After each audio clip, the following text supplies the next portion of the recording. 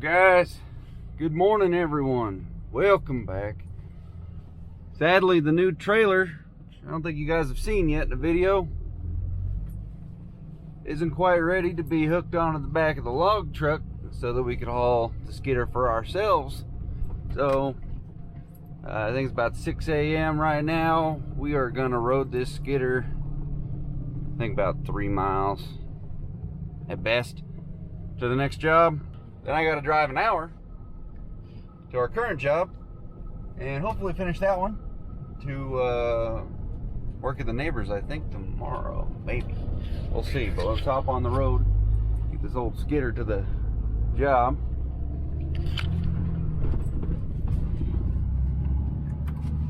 Turn on the old hazards.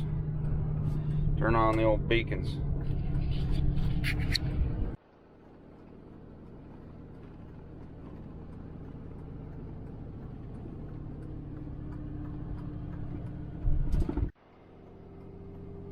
I just thinking somebody might ask why I don't just tow it with the gooseneck.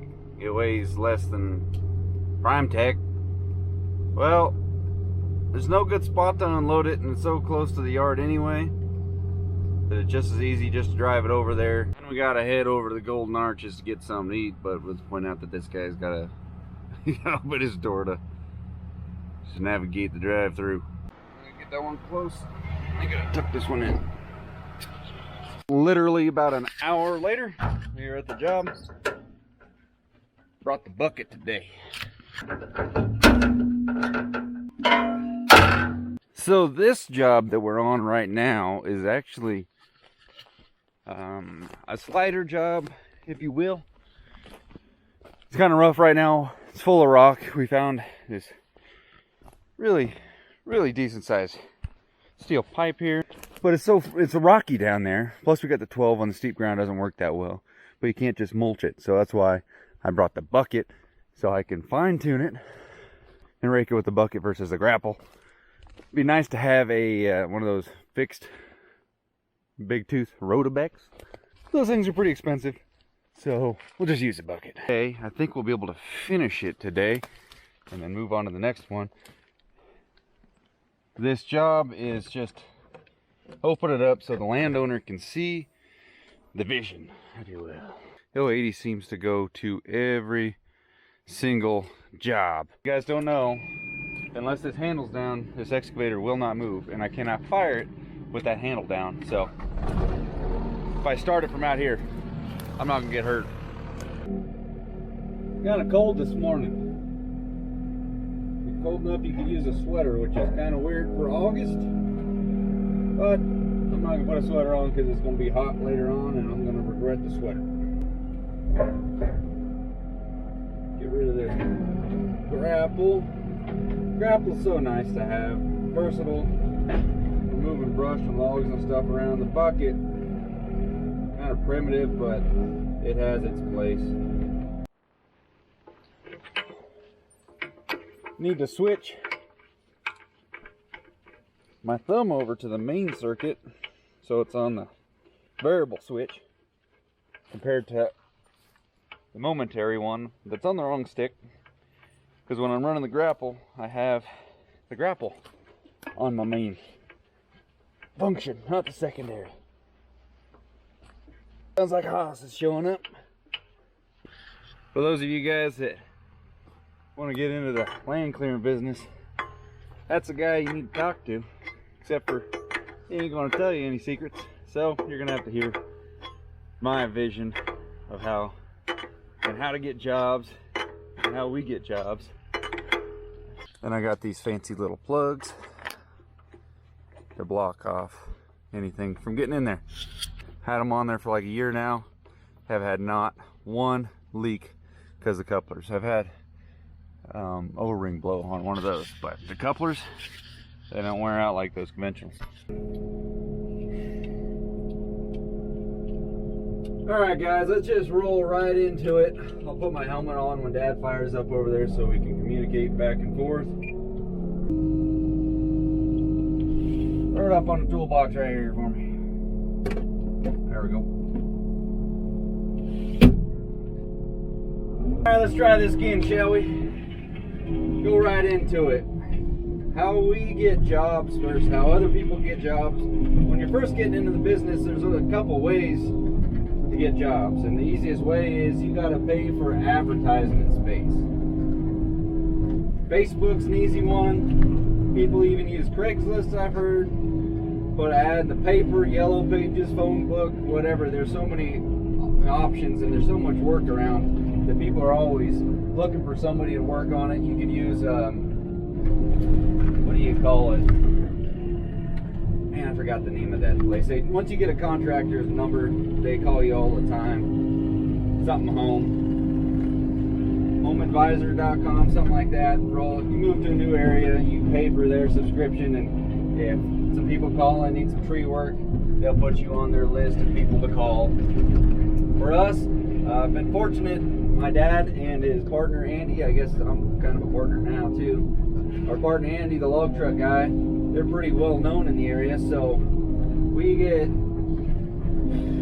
100% of our work comes from word of mouth, from other tree guys passing our name along for something that's out of their league, or just homeowners recommending us. And this job here, somebody else could have had the job before us, but they priced themselves out of the job before they even started. They showed up and gave a really high bid, and the homeowner, he's a contractor, so he knows the way it works, and he's like, yeah, that's not going to play. So he started asking around, and when our schedule cleared up, we were able to make the trip out. This is kind of out of our way for doing a job like this, but we ended up scoring 2 other jobs while we're over here in this neck of the woods. I'm starting to fog up because I need air conditioning on. So we came over here. Not only did we do the logging job, we did some other clearing parts of it. They added some trees and added stump grinding to the list as well. They had some stumps from some other trees that they had dropped over the years. We added those. Having the right kind of equipment definitely helps, but the right kind of equipment comes at a price. It is not cheap. Not only did we get the main job, but he liked our work. He said, hey, I have another piece of property across the street I'm interested in getting cleared. Would you guys like to take a look at it? And we were like, well, yeah. We're an hour out of town. The equipment's already here. Let's make it work. We can push some stuff back rather than drive equipment all over town. That gets expensive, you know, especially if it's a 2-hour round trip. That's pretty far for us. Normally we're under 30-minute round trip. So while we're over here working on this one, somebody drove by, actually recognized us from the videos and knew of us from Global Machinery, and he's got a little project up the road that he would like us to come knock out while we got time and we're in the neighborhood. It's literally 5 minutes up the road with just a 12, and I think he's got a little excavator there that we might be able to use. And yeah, so word of mouth and just doing good with what you're doing. It's funny because I was talking to the owner of Valera Clutches the other day. I don't know if many of these lane clearing guys know that outfit, but it's a pretty big company. And I called him about some questions with my clutch. It was a different brand, and I was probably going to buy one of his clutches. Now this was kind of neat because he also very successful, does a lot of business. He doesn't do any advertising whatsoever. His advertising is word of mouth in the community, which is the whole world. And he honors his product. He tries to make his customers happy each and every time. So one good customer can spread the word to a couple of their buddies. One bad customer can spread the word to all over the place. One bad one can hurt you a lot more than you would think. So on that note, do good work. People spread the word that you do good work, and you continue on doing what you're doing. Now, like I said to the guy that could have had the job before us, he just priced himself out of it right off the bat. He advertised he could have nailed this job no problem, but he just was too expensive. Now, we're not too cheap to be like a laughing stock. We're making money, but we're not the most expensive. Right there in the middle is where you kind of want to be. It'll keep you busy day in and day out. We could work 9 days a week if we wanted to, but I like the weekends off now because we're doing pretty good. But you got to know your worth. You got to know what your equipment's worth. If you buy new, you got that heavy note, you got to make every month. So 7 days a week when you first start, if you got the workflow, might be something that you should keep up on. But speaking of getting in the business, you're going to need equipment. But I'd say before you actually started spending and getting debt acquired, you should probably find somebody that you can work with. Not necessarily so they can teach you how to do their job, but someone that you can learn a skill set with, learn how the business works just by following their lead. Look at this thing, come on, free. I don't know what kind of trees these are, but they're little wrappers. So like me, working for my dad. I started working for him, learned the business, ended up going in partners with him. That works out better for both of us because, well, instead of dividing up and I'm starting new and he doesn't have second hand, having two people really helps. But I learned the business from my dad, and very happy with how the situation plays, but not everybody has, you know, the benefit of a role model so easily accessible. So you go learn the business from somebody else a little bit, work a couple years from them, because watching a video of me talking about it isn't going to get you the job experience, because it's a lot more different out here than you would think, especially when you got to start covering that $1,000 tractor payment a month, $2,000 maybe if you didn't put anything down, and then, you know, truck payment and stuff like that, and then you still got to make your house payment or rent or whatever it might be. All that stuff adds up. Now, when you buy equipment, you can either buy brand new and hope that you won't have any problems with it, because that's why you buy brand new stuff, so that it's new, it's not beat up and it's not worn out. But when you buy new, most of the time you're not going to be able to afford it flat out, so you got to take out a loan. Take out a loan, you got to pay that note. If you buy something used, then you can pay it off quick if you had to take any kind of a loan on it, or if you had money saved up, you know, the machine can pay for itself fairly quickly. But it might break down a lot more often, a lot sooner. You got to be working on it, which is downtime, and you're not making any money when you're downtime. So if I was first starting out all over again, I would say if you got the credit, taking out a loan to buy a brand new piece of equipment, you might be money ahead. But sometimes, like this machine I'm driving, we bought it low hours and it's worked out great. I put 2,000 hours on it now. I've had very, very little issues with it, and it's been great. Buying the correct brand machine definitely helps. But I have a buddy who, before Corona and all that stuff hit, he wanted to get out of his current job, which was school teacher. He had been doing that for a while. He had a background in running equipment, and he came to me wanting to know about getting into land clearing business.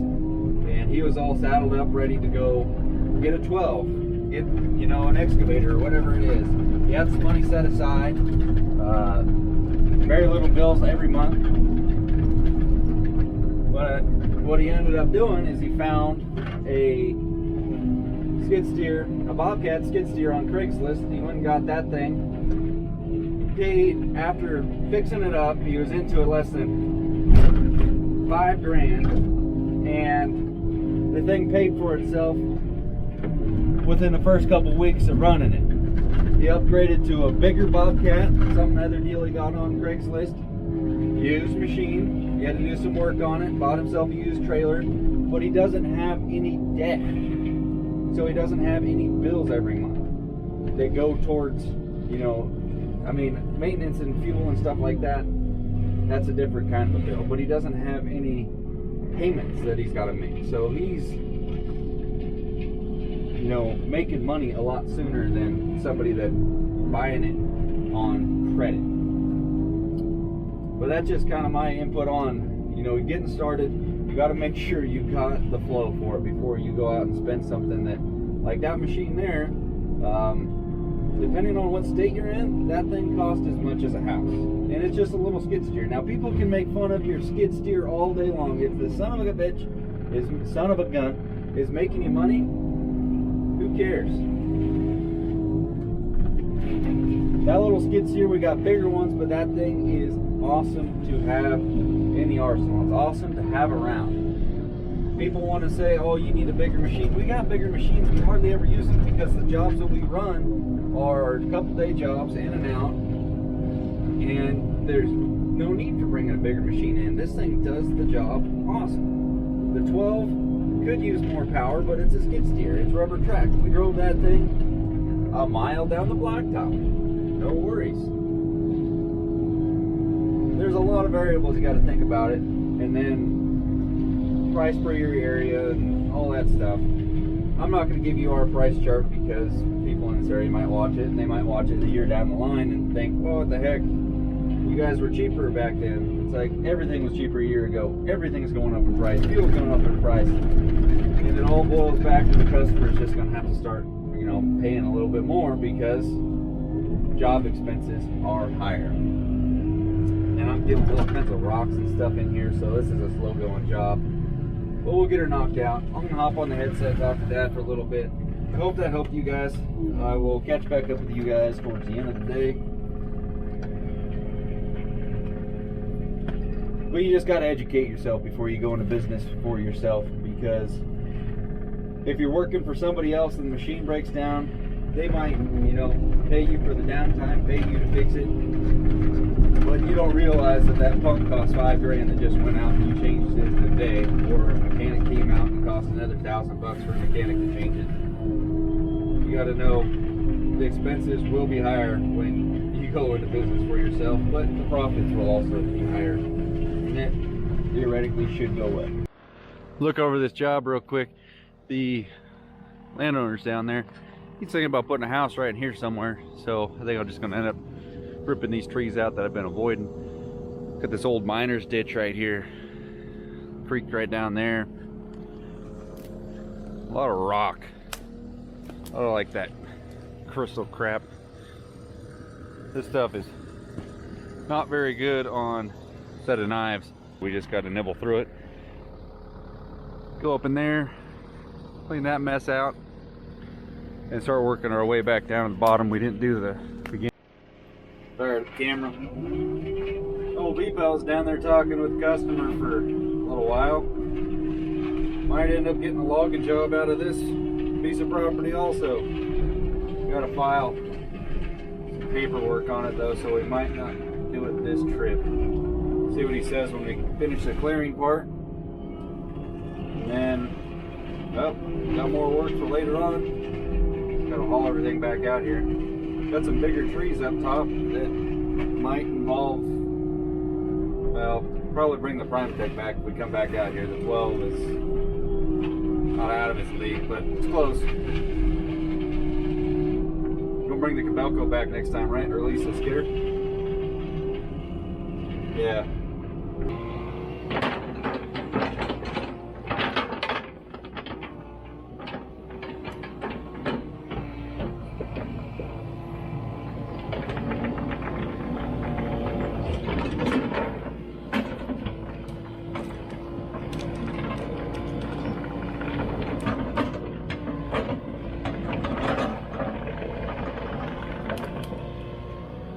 Practice my bucket skills, smoothing this ground out just a little bit, make it look kind of nice. Drove all up in there. Side hill.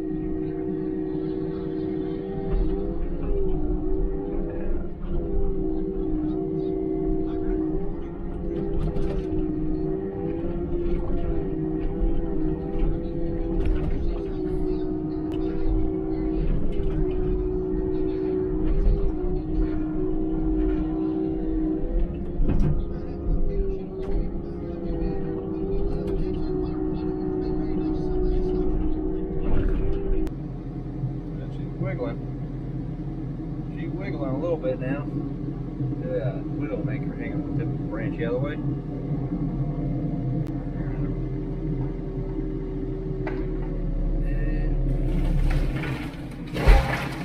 Oh yeah.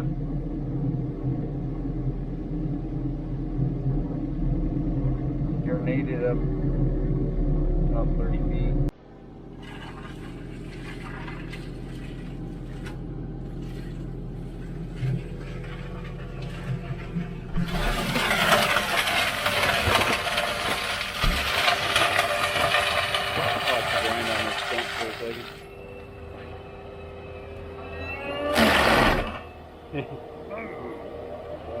Steer.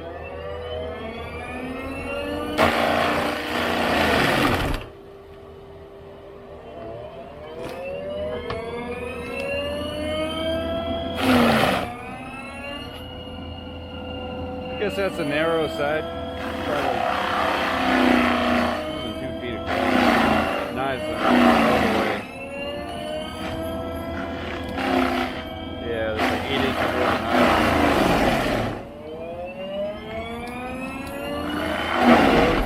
A couple rows of knives really do help quite a bit.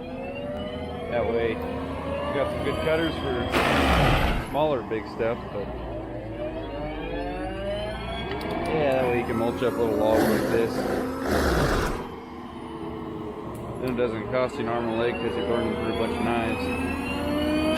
Last 10% takes all the time, especially if the last 3 trees that you drop make a big old mess.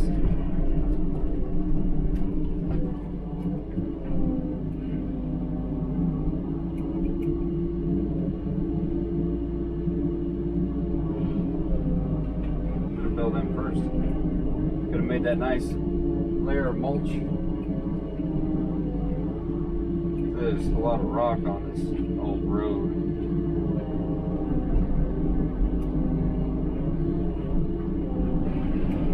Good layer of mulch on it now.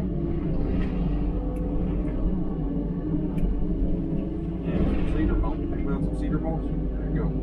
Right up a whole tree.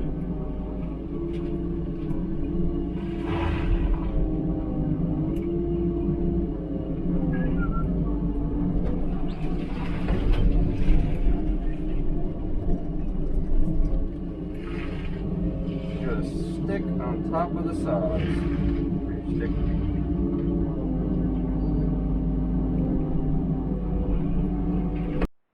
One final look at the job. So that was 3 different cedar trees. Well, there was one that forked at like 5 feet. Ground that stump all the way gone. Only took them like another maybe 5 minutes. You couldn't walk through here. You couldn't do nothing. Couldn't even see the creek.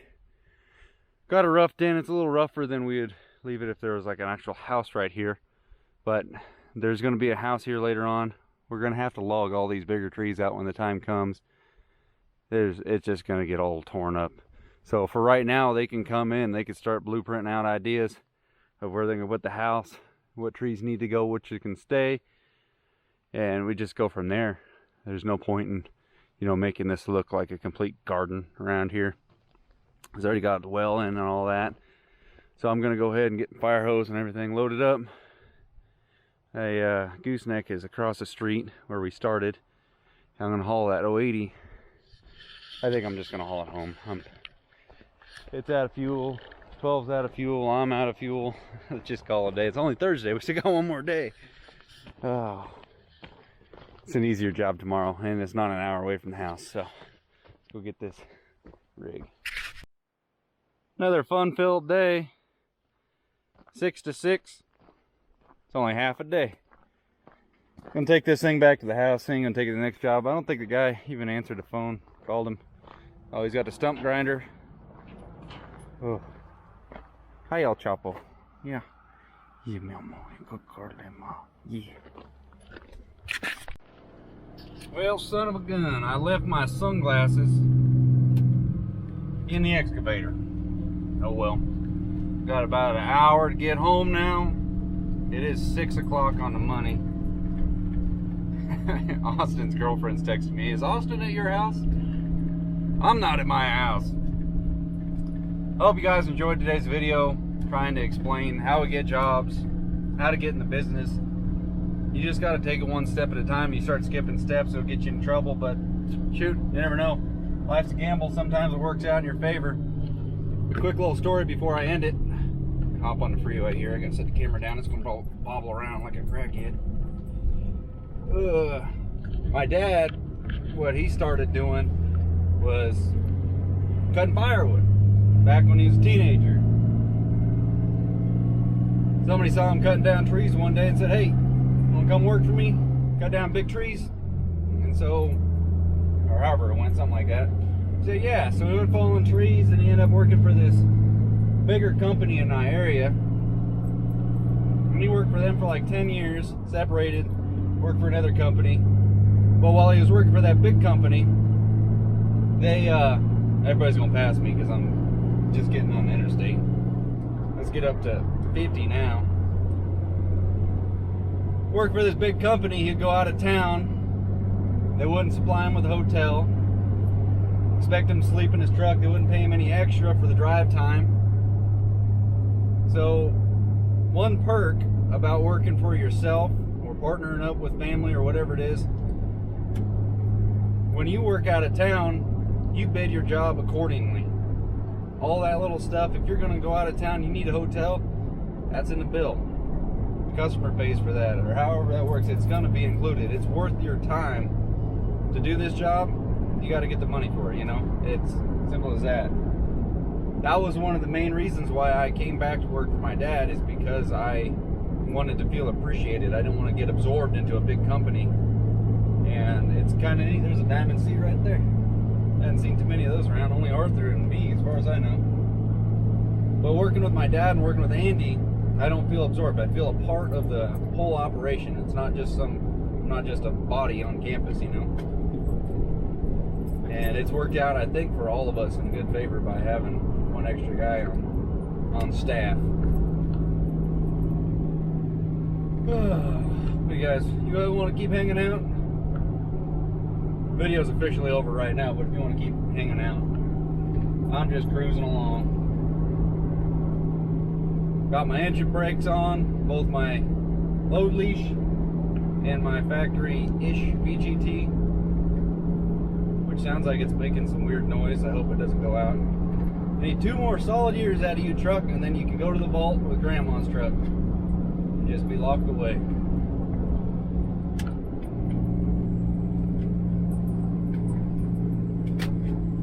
Kind of hear it chirping. Yeah, well, it's holding back the load good, and it's turning on, it's functioning, it's building boost. Maybe it's an exhaust leak. I tried to check the other day, didn't find nothing. But right now, I got 29,500 pounds plus the bucket, so right at 30,000 pounds back there. We got the easy stretch road, 190 degrees engine temp. EGTs are 600, 700. We're going downhill. About to head up a decent little grade. This thing, the EGTs on the manifold, they ride on a daily basis. They ride about 1250 every time this thing's towing. I'm kind of curious to see what a new truck like Tavitt's, or my, not really new truck anymore, but my 3500. Curious to see what stock EGTs would run, because these run 1300 on a daily basis, and my head studs are showing signs of the hotness, and it's got a coolant bypass for fleece on there too. I don't know, I'll have to go to 4th gear, but it's a 5th gear hill. 55 mile an hour. Now we got her. In the case that my engine starts to get a little bit warmer than I want, I do have a secondary radiator on it. Had I only known, if I would have just bought probably any late model 4th gen with an Iacin, it'll do everything this truck does, cooler and more comfortable. But I fought this thing for a year and a half, 2 years, trying to work out the kinks. Only got up to 206. Full rip, 55 mile an hour. Let's turn on the brakes. You'll hear it. VGT, and then you click this one. You can't quite hear so much on here. Higher RPM. Hold my back though. And I'm going down at least a 6% grade. That's the thing with the new Ram, is if you do buy the Ram I would imagine the pack brake will put a load leash option out there for the new engine. And this thing is holding me back at 55 mile an hour at 2,600 RPM on, I'm probably closing in on a 7% grade right now. 55 mile an hour is the legal speed limit for anything more than 3 or more axles in California. Still at 55, haven't touched the brakes once. This is a bigger hill than what I did with Tow Piglet. Pretty relaxed. 3,000 foot elevation. Now we gotta run up the next hill. Grabbing out of gear.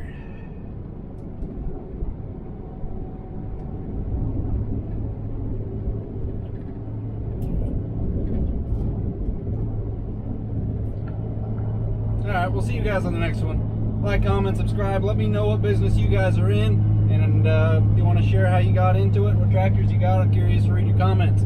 See you guys on the next one. Later.